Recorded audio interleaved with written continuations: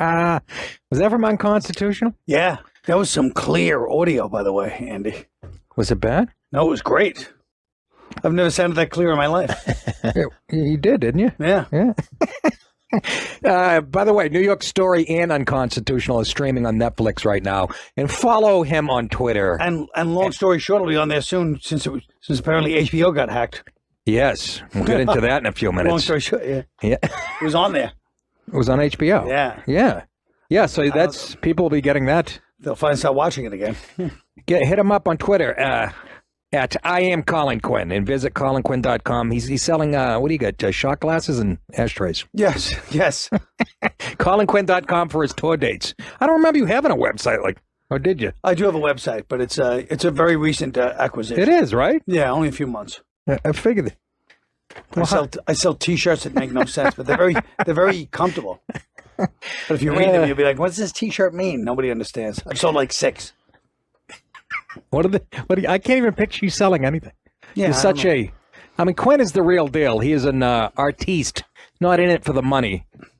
I'd like a nice beach house though.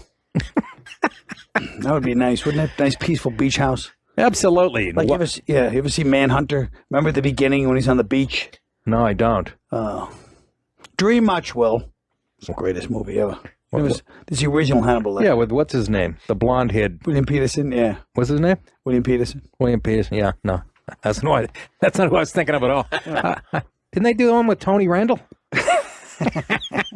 Let's go. We want to take one more comment, two more comments on the Procter & Gamble ad that plays like it's 1955, and I'm just tired of it as a straight white male who's proud of it. Mark in Missouri, your thoughts about the commercial? What? Thank you, sir. You're welcome. Wow. I wasn't expecting this. I would like to say, Mr. Colin Quinn, I quit watching Saturday Night Live when you left. And then back to the topic. It's so irritating to me that both the coasts are so this bullshit racist stuff. If you come here, and I kiss your ass, I'm white, so I can go to any neighborhood, anywhere in this area, and get along with everybody. Because that shit was never taught to me. It was never taught, you're white, so you're a bad guy. It was never taught that, and it wasn't taught to the other folks either. They see me as a person that, here we are, let's get this job done, or what have you, Yeah. There's no animosity. There's nothing, and it just irritates me that coming from both the coasts, they're trying to, I don't know, make the younger generations think that, oh wait, your daddy worked for a white man. That white man is racist. That is why I lean more conservative, but I do not. I can't call myself a conservative. I think a woman needs to be able to have her choices. Right. I think you should be allowed to fuck whatever you want to fuck, and ain't none of my damn business. But you're a libertarian. Trying to gear everybody towards whitey's bad. I ain't standing with that. And I can go into any urban area, walk into any store, and be just fine. Buy what I want, walk right back the fuck out. But you're probably like 6'4", 240. What's that? How big are you? No, I'm like 5'11", 200 pounds. Only thing I got going for me is I wreck buildings. You're right. He's a beast, yeah. He's one of those 5'11", 200-pound, he's like Don Nottingham. Thanks for the call, Mark. But he makes a good point. They're just exacerbating the racial tensions. tensions. That's the point. Yeah, you're telling people that this is the way the world is right now. It's a generation that has soaked this shit in and believes it. It's brainwashed. If you don't believe me, listen. Blanket, fry like bacon. Pigs in a blanket, fry like bacon. Pigs in a blanket, fry like bacon. Pigs in a blanket, fry like. Yeah. That was the Pistons at halftime, sitting on their bench. For love of Christ, did he say that? It really is just... It's crazy. It's such propaganda and such brainwashing. It's propaganda. It's terrible. And don't tell me, Awful. yes. And it's a con game. It's how it's worked for years, I guess, right? Yeah, it's sure. paid off. So Yeah. why would they abandon it, I guess? Their trump card. No pun intended, but I'm just saying. Seriously. But it's Procter and Gamble. Like, this is a corporation doing this, so I don't understand why they're doing this. And like he said, it plays well in New York and L.A. and probably and wherever else, San Francisco. Sure. But how about there's zillions of people in the middle of the country, the flyover states that use Procter and Gamble. Yeah, I don't understand. They have to be laughing at this like I am, and you don't have to be from Ohio to find this silly. Right. I grew up in friggin' Boston, and I've lived in Boston, New York, and L.A. Right. You know. The holy trinity of political correctness. It really is aggravating. 3 of the 4. Let's take one more on this. Actually, you can take a couple more because now the phone's out. Fontaine in Virginia, our friend Fontaine. What's going on, man? Black guy, by the way, buddy. Colin. Hey, Colin. You didn't have to tell me that one. His name was Fontaine. Hey, Fontaine. Hey, Nick, I got a comedy question for you if you'll entertain that. But if you want The answer is puppets. Ask me and Colin. A black guy's opinion of that. I'm 49 years old this year. Yeah. Blue collar guy, homeowner, married, and You sure you're black? that shit really, it's kind of offensive to see a commercial like that because we don't really need it force-fed. But even worse than that is the white guilt. Dude, I was in the grocery store recently, and Yes. a young white girl was blocking the lane. So I went down through there, and she goes, I'm sorry. She said, I'm sorry, like 5 times. I was like, chick, you don't need to say I'm sorry. Just move your fucking cart. What was the last call? What did he say? You're fucking what? Just move your fucking cart. No, you're right. I see it all the time. Hey, here's Fontaine. Ever see this one? This is one you got to watch out for. And I've seen this, and I'm pointing this out now. You'll all be jumping on it. When there's a foul ball, at least at Fenway, and an adult gets it. I've seen this play out 6 times in the last 3 seasons. They look around for a little black kid to hand it to. At Fenway? At Fenway. How do Yes, they there's find- black people at Fenway. Colin, just because they were the last team to integrate. It's actually a good point. You know what? A lot of black people get it wrong, man. You know, I don't want to be given anything Right. by anybody. I want to work for it, and there's a certain satisfaction to that. Of course. But I don't think they get it because the same person, if they give it to you, can't they just take it away? Of course. Let me ask you, Fontaine, do you have friends that would watch that commercial? Would they have the same point of view that you have on it? Or would they go, yeah, that's how it is. We still got to work 3 times buddy. harder. No, birds of a feather, you know how that goes. But I can tell you this, man, I wasn't always this way. I was raised in zip code 10035. Where's that, and I Quinn? think you know where that is. I don't. But there's a lot to be said for it's way uptown Manhattan, north of 110th Street. Oh. But there's something to be said for assimilating to society. I mean, I hate to sound like a fucking Uncle Tom, but life is pretty good for me. Yeah. You don't sound like the people, the Democrat Party will call you an Uncle Tom for having that point of view. You gotta march lockstep with those fuckers, or you're Uncle Tom. Meanwhile, if you went back to your old zip code, it's all white. It's true, isn't it? I'm too dark for the white people and too white for the black people. I wish I had $1 every time I heard that fucking shit. Patrice said that about me one time on Tough Crowd. Patrice said that about you? Yeah. That's so strange. He goes, white people don't want you and black people don't want you. Oh, my God. He was mean, that Can guy. I ask you? Hey, can I ask you a comedy question? Yeah. Sure. I used to host some shows way back in the day down in Daytona Beach, and there was a guy from Nick's Comedy Stop that used to come down. He was a headliner named Teddy Bergeron. Is he Yeah. still around anymore?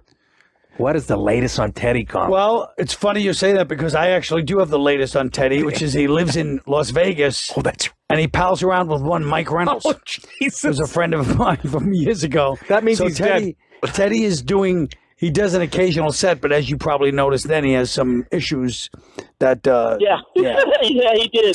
To put it mildly, even in Daytona Beach, people were like, "Listen, we're Daytona Beach. We tolerate a lot, but you do too much." Hey, Fontaine, thanks, I love man. you guys. Great call. Thanks. Yeah, man. See ya. I'm not just saying that because you're black. Great call, Fontaine. I'll tell you, you really brought your A game.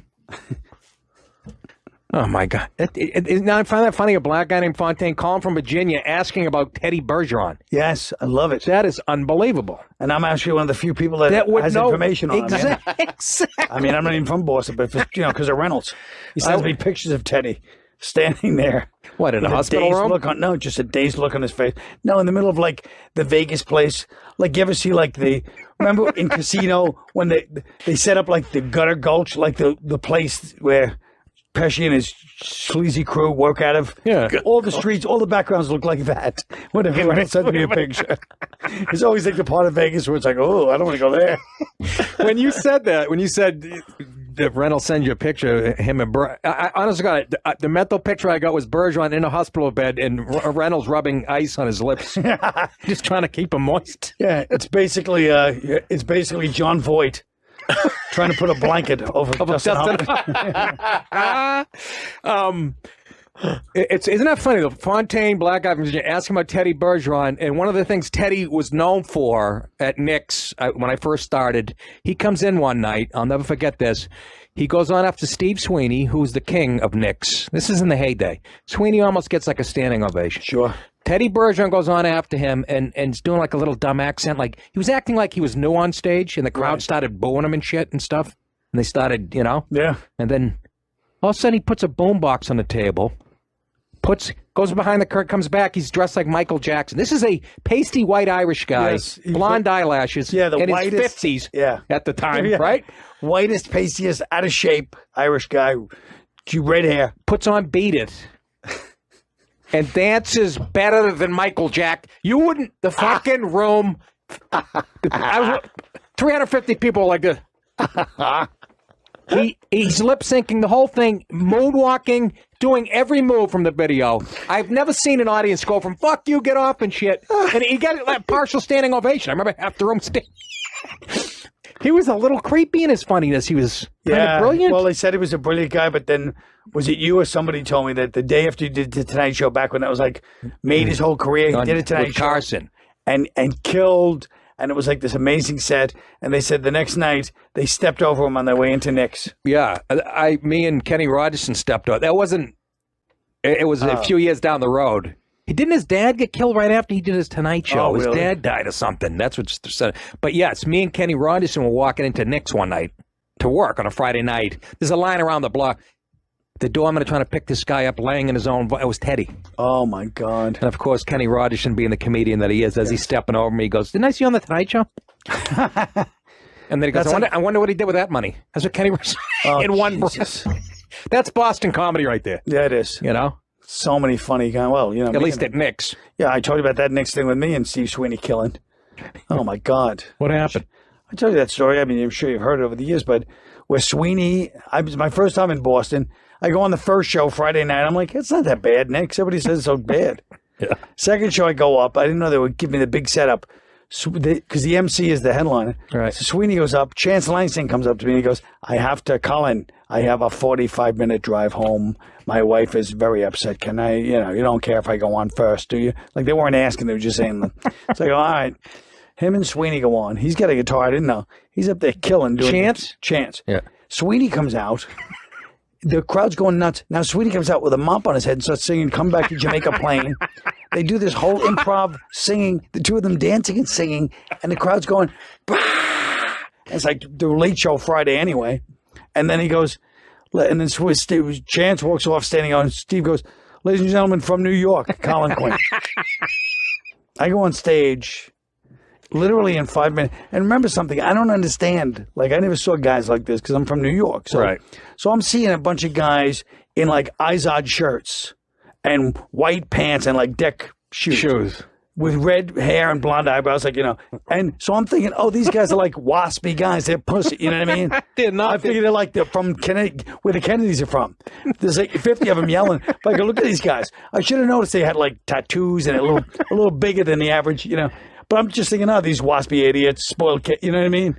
And they're going, but that's how they dress up there. They dress like the pop collar. This is like 1985, 86. He's talking about young Irish kids. Yeah, they're all from Southie and like Dorchester. Southie. Yeah. And they wear the Izod shit almost ironically. Yes. Like hipsters today wear fucking... Yeah, they're wearing like pink shirts and, you know, I'm like, look at these assholes. But hey, fuck, I'm cursing them out and they go, fuck you. I go, fuck you. Fuck me. We're going to beat the piss out of you. I was like, boy, they're pretty... Next thing you know, the whole thing turned on me. And I'm just like, holy shit. And it's like, 50 minutes, the whole crowd's like, they're not leaving. It's not like they're just booing to get off. They're like, we're coming on. You know what I mean? They didn't want me to leave. They're just like, come down here. And I'm going, holy shit. And then Joe Yannetti came on, you know, because he was with me. And he walks on in the camel hair coat, or this long coat. He walks on and he goes, folks, his opening line, I'll never forget. He goes, folks, I'm from East E. Just to establish. All Italians. You know? Now, this is a friend of mine. You're being very rude. We're leaving. Now, we're going to the kitchen. And the bouncer said, take me in the kitchen and leave me there till the whole crowd emptied out. And then Jonathan Katz told me that the first time he did a Tonight Show, he got cocky. He went on. They booed him again. They wanted to beat the shit out of him. So he hid in the sound booth behind the stage.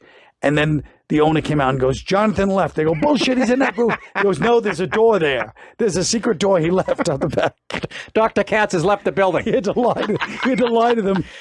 That's the kind of place Nick's what? It was the A Rome in Boston. Yeah, Yeah, and it was, and you'd see the best killer shows, but that had that element. And Louis hit it on the head. I remember Louis saying, "It's not that when they don't like you, it's not that they just don't find you funny. They get mean about they you know. Okay, I understand. You don't think I'm funny, but why would that make you angry? Yeah, why do you want to beat the fuck out of me? Right? They would be very angry. And Boston's a confrontational. It still is. It still is. Yeah. I remember Tell coming back from the Comedy Connection. This had to be 10 years ago, and going, "What the fuck? I saw like 8 brawls." He goes, "That's like 1970 there." Anyways, So funny. we're gonna take a break. We're gonna keep Quinn around. You can stick around, can you? Please. Look, you wouldn't even say yes. He's like, okay. What do you mean? I could say till 7:30. Beautiful. I have a show. Do you? Yeah, I have a show at the. You still doing stand-up? No, at the Friars Club. Oh, that's right. Who's getting roasted? It's not a roast. Oh, it's just not a stand up. Yeah. Oh, it's just Yeah. Jackie Mason's daughter? Yes. Yeah. Are you doing that? No, I couldn't. Oh.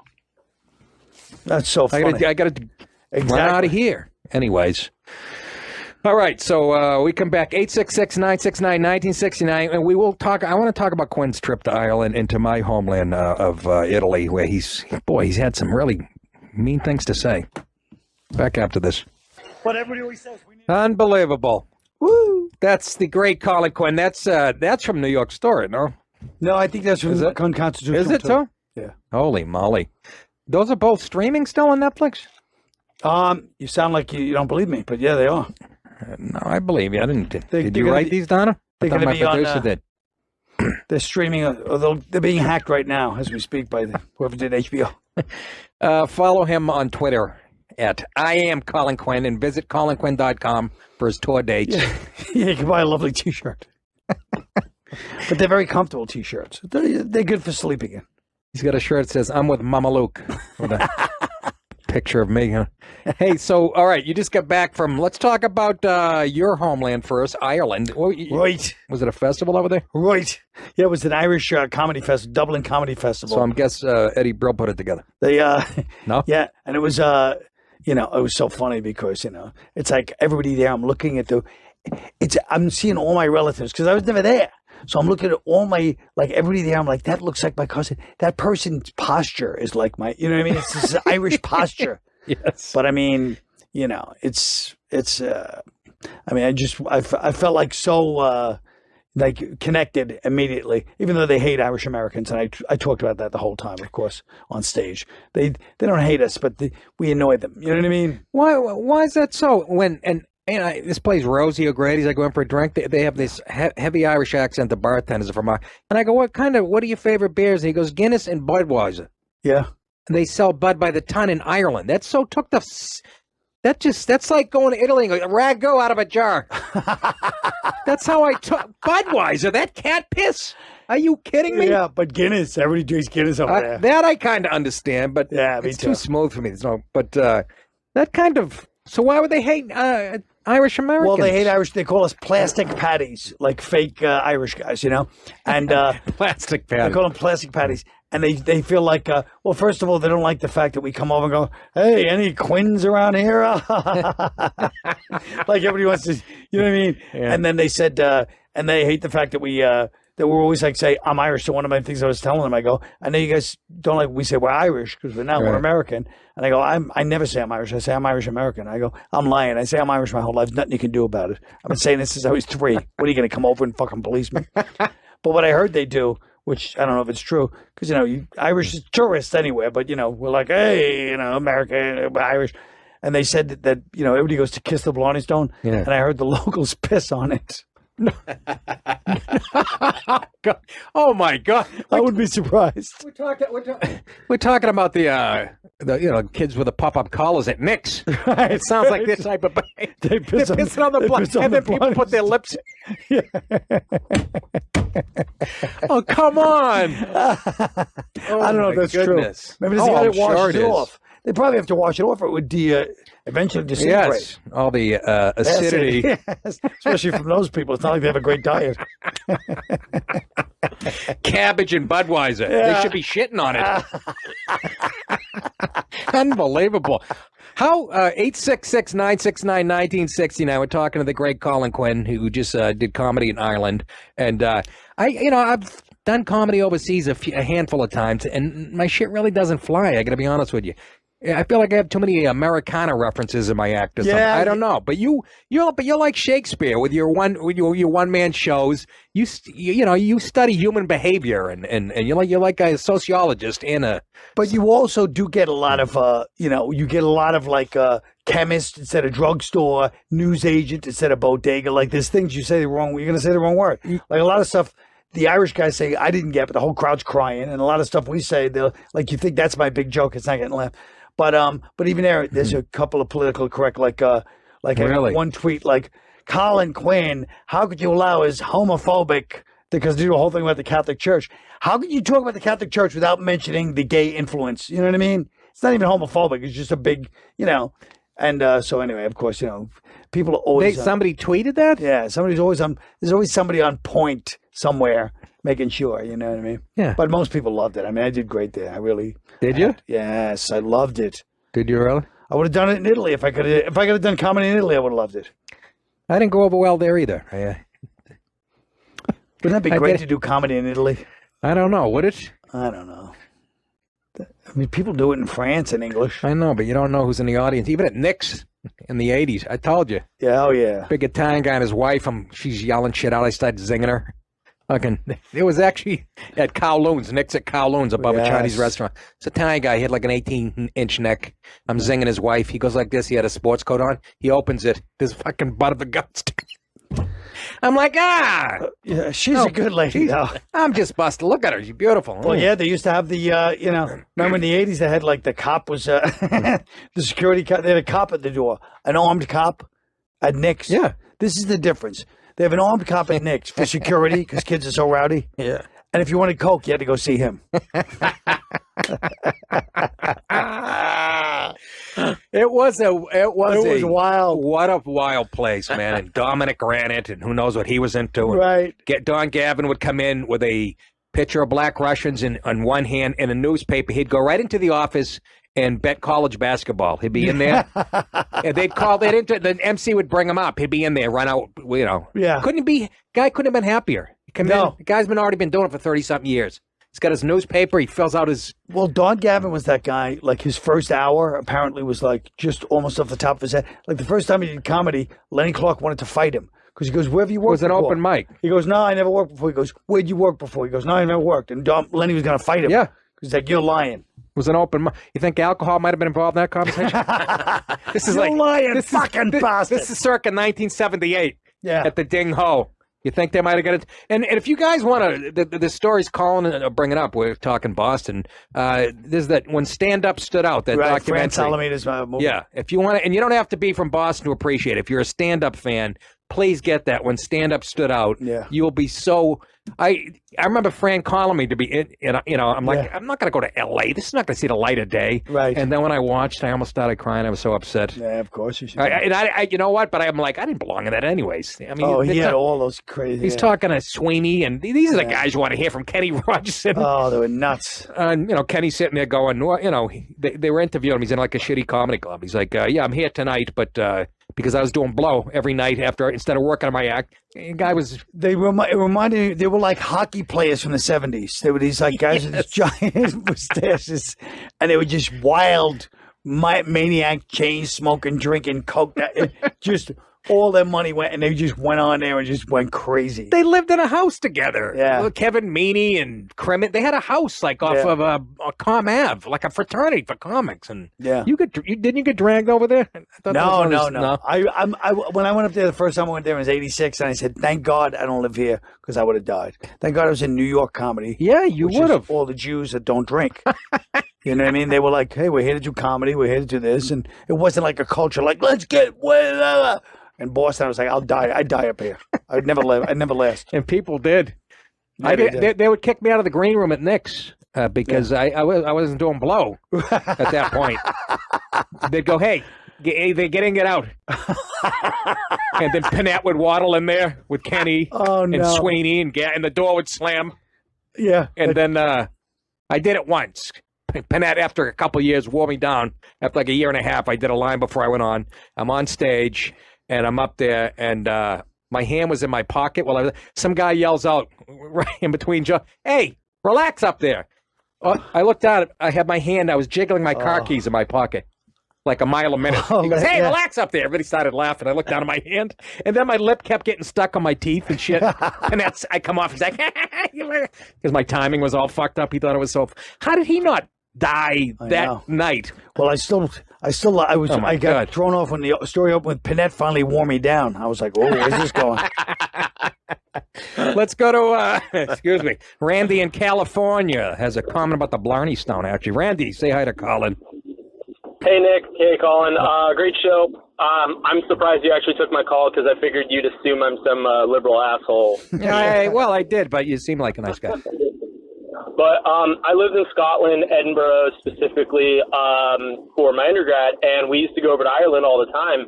And I heard the same rumor about pissing on the Blarney Stone, but they locked that place down tighter than Fort Knox at night, just because they have the poison garden there where it has a bunch of hallucinogenic plants and illegal shit like that. Wow. That it's growing in its natural state, but it's all heavily guarded. So to get up there and actually piss on the stone, they would have to be Spider-Man because there's cameras everywhere, and they also nowadays, as of a year ago, they spray down the stone after every person because you get all these old ladies with bright colored lipstick that come and kiss it. So that thing would look like the bottom of a table with chewing gum on it at the end of the day. They should just give people the plastic lips like when I was a kid. We used to have those plastic lips. Hey, but let me ask you something. They have hallucinogenic plants there? Why? I guess it's things that like the mushrooms and just they have nightshade, pot, all these things, and it tells you what they used to be used for. Like there's one where they would make tea out of it and would induce a miscarriage. Wow. So it has all these different. Now, where can I get this? Yeah, I was trying to smuggle some of that back. So, I appreciate it. You guys are awesome. Have a good one. Thanks, Randy. Thanks, Randy. Very informative call. I don't know. They have plants. I didn't know that either. They got acid, LSD plants, mushrooms. Shrooms and shit? How about we expected it to be hey, it was really wild and listen to music. It induces miscarriage. Jesus Christ.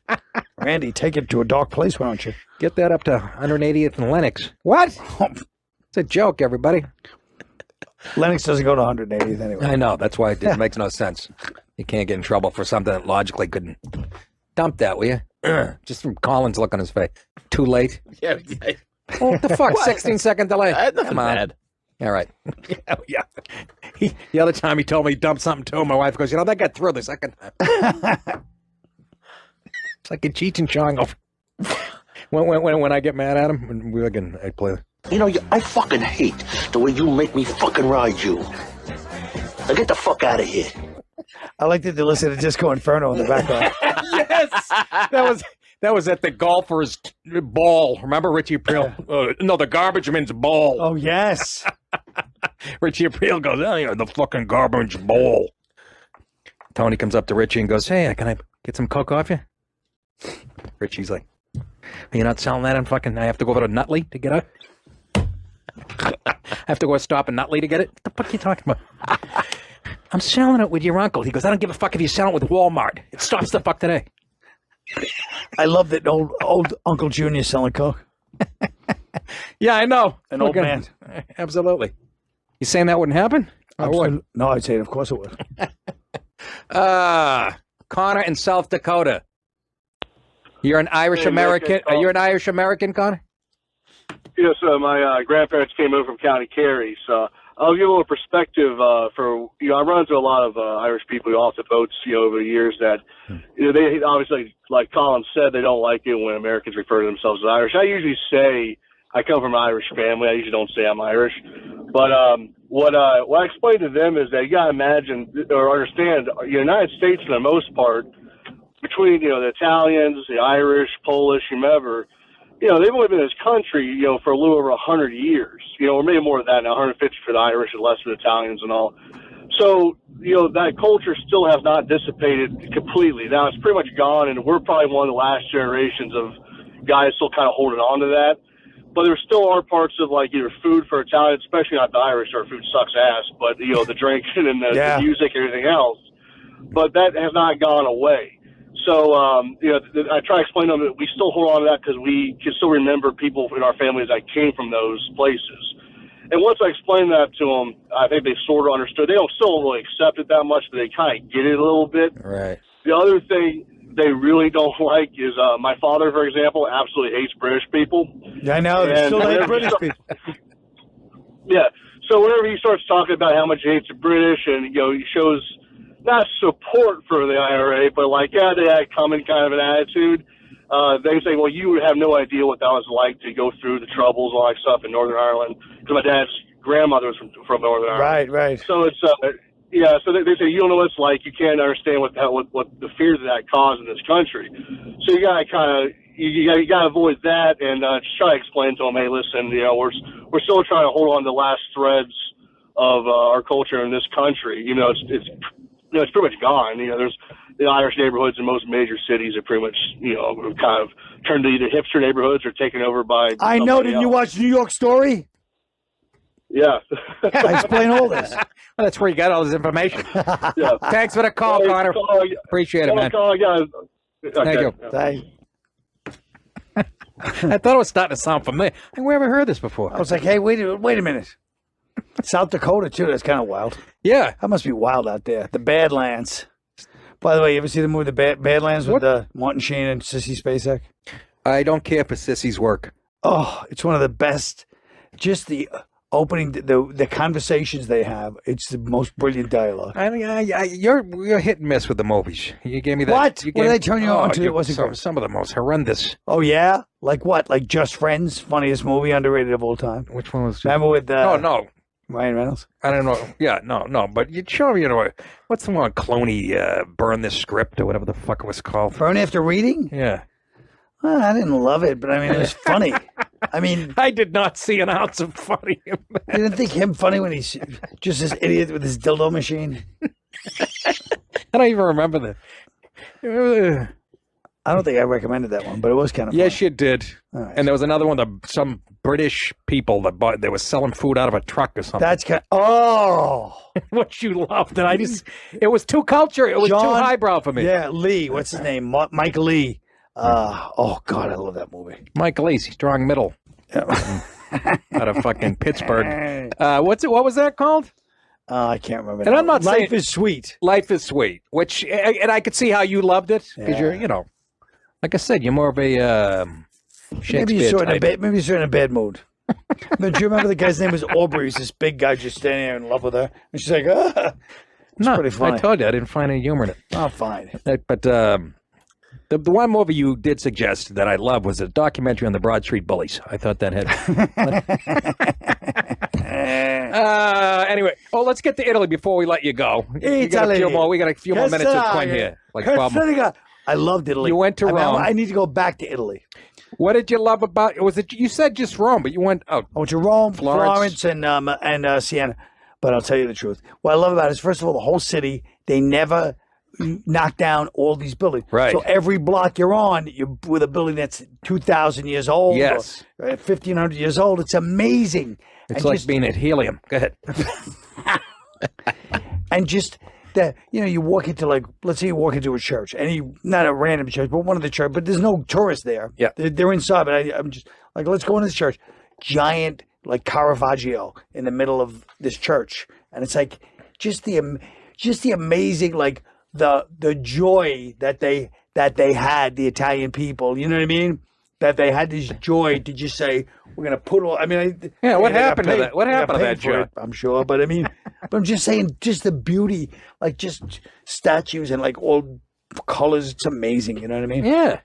I saw we went to this restaurant and they have, like, what do they call them? Catacombs in the walls? Yes. Right in the walls where they used to put skulls and shit or whatever. Yeah, throw a couple of skulls, a few potions maybe, I don't know. Yeah, and now they got my appetizers sitting in there. I ordered quail appetizers and a sit where a guy's skull was in 12 AD. And they dress, they all look beautiful. Like the young people look beautiful. Yeah, they have a sense of fashion. And they dress in there. You have their walk. They still have that cocky walk in New York. At least they did when I was a kid. But they just walk, they glide down the street. They glide. Yeah. And they have a sense of fashion. A lot like Albany. Yeah. So I love Florence. Yeah. Didn't you fucking love Florence? Oh my God, it's amazing. Yeah. It's well, then it makes you want to almost, like, I never would think like to move anywhere, but it makes you almost want to move there just because of the attitude that people have. You know what I mean? They just have this attitude like, hey, you know what I mean? It's right now. We're hanging out, Did you go to the Coliseum? Put the headphones on? I went to the Coliseum. I didn't put the you didn't rent the on. headphones in? They talk to you in the whole thing. What did they say? Che fregare.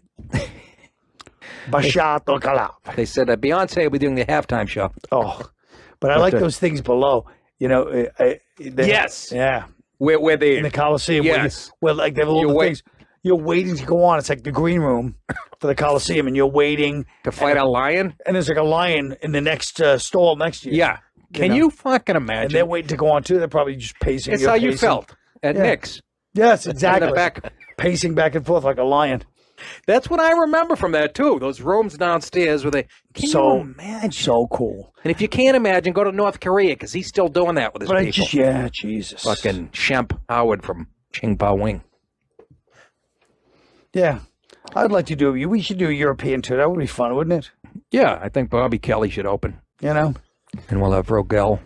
That's the only problem with doing like comedy. Like I was at that festival, thank God, because there were a few people I knew. But going by yourself is probably pretty lonely. Comedy can be lonely. Are you kidding me? You gotta go out by yourself. But we're too greedy. We're like, I don't want to. You want the money. Well, the USO? Nah. At this point, I'll divide it up with anybody. I'll whack it up with anybody. After the way I get picked, come on. I'll whack it up with anybody. Because we had a great time with the USO. Remember Japan? Oh yeah, that was fun. That was how fun was that? Me, you, Kelly, and who else? Robert Kelly, you, me, and what's her face? My assistant, Ellen. It wasn't just, but there was another comic. No, it was just us three. Yeah. Are you serious? Yeah. I've been lying the whole time. I said Godfrey was with us. No, we called it the Three the Hard Way Tour. That's what I remember.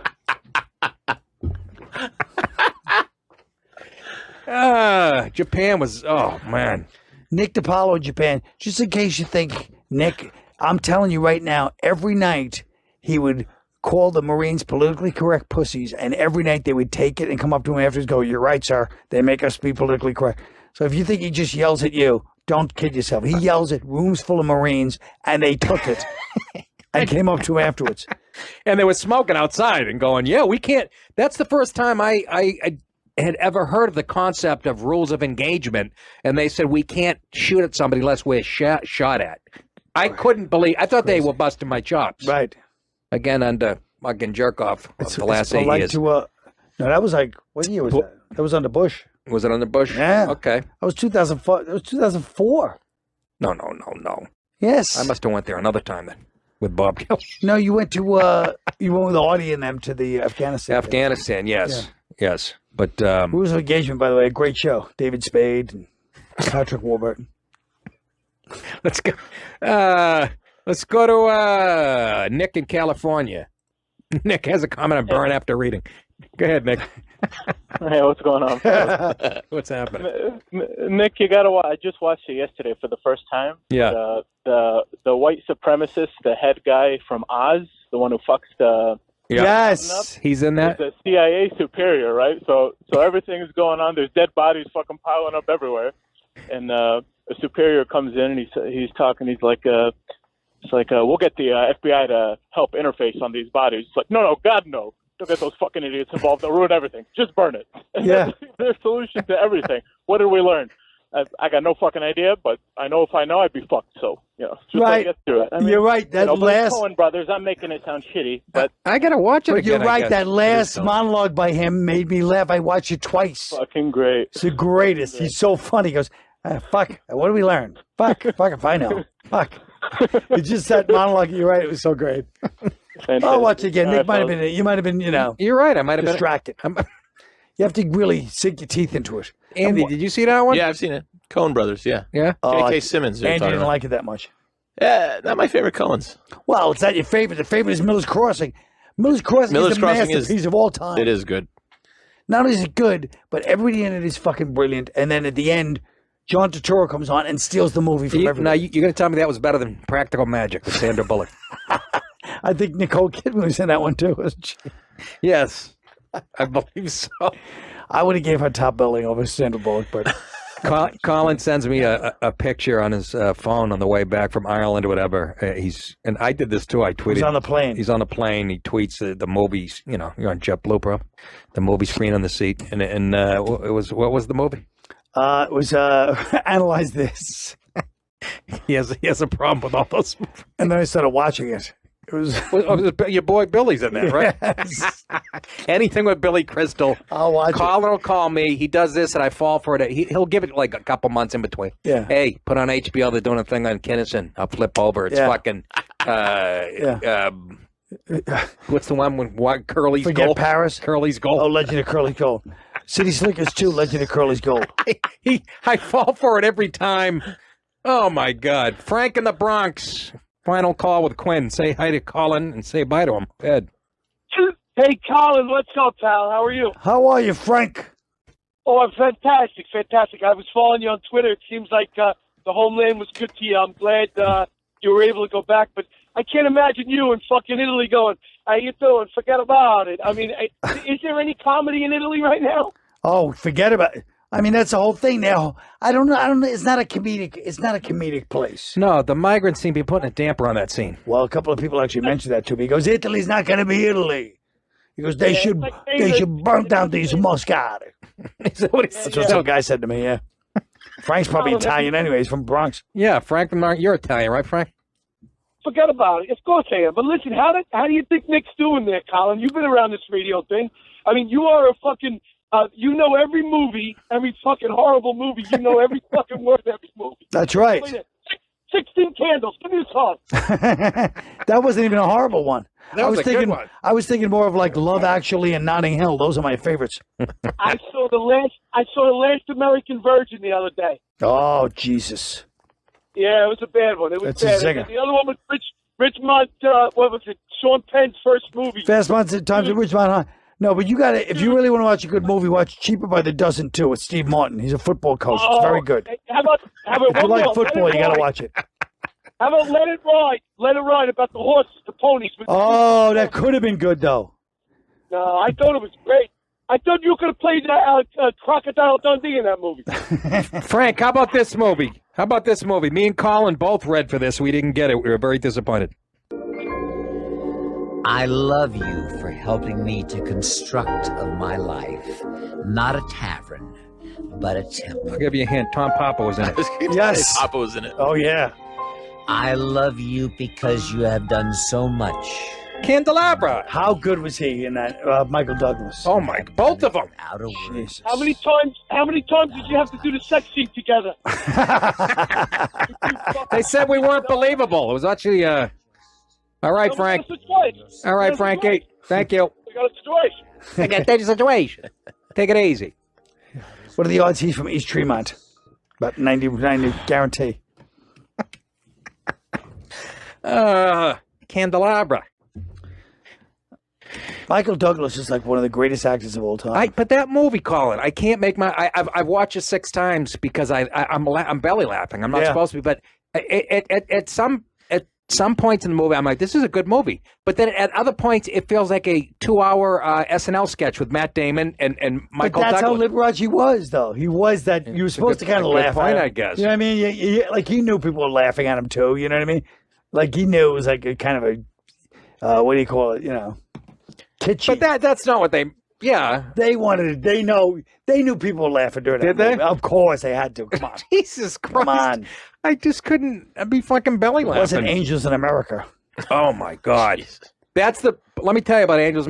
Pacino, right? Yes. There's a scene where he's on the phone. Yes. He's on the phone. He's talking like somebody in the room. Yeah. And he's on the phone. It is the greatest acting job I have ever. Cats. It's about cats. What do I know? It's cats. Tickets to cats. Remember? That scene, right? I'd watch that. That was so He's good. amazing in it. He's getting like 3 calls. I got this guy on. He's unbelievable. You have to rehearse that for 3 weeks to get it. He's unbelievable in that movie. I agree with you. He's a master. Anybody that says he's an overactor can kiss my grits. He's fucking amazing in that goddamn movie. And the other thing I loved was Torch Song Trilogy. Oh, well. I just want to be loved. Is that so wrong? I keep forgetting to pull that clip. Anyways, we're going to let Quinn go. He has a gig to go to at the Friars Club. Yes. Right? And if you want to see him, he's all over Netflix. A New York Story. Yeah. Unconstitutional. They're both streaming now on Netflix. Follow him on Twitter. By the way, when I say follow somebody on Twitter, you got to follow Quinn because he mastered it before anybody did. And he's been playing people for how many years now you've been on Twitter? I don't know, like 7 years. Put a book out, will you, of you just torturing tweets? Oh Yeah. my God, please do But I that. can't put their responses because then they'll probably try to charge me for it. Yeah. They'll sue me. I'll be in court for the next 10 years. I got a good lawyer, nice. Hit him up on Twitter at I am Colin Quinn. Visit colinquinn.com for his tour dates and other information. Quinny, you're the best. Woo. We can't thank you too, enough for Nicky. coming in here. Congratulations. Show's going great. Man. We don't know. We have we get no feedback. Oh, really? My parents are like, I think I might have a shot. But other than that, we don't hear anything. They give you a marble desk. That's got to be something. All right, folks, we're going to take a break. Back after this.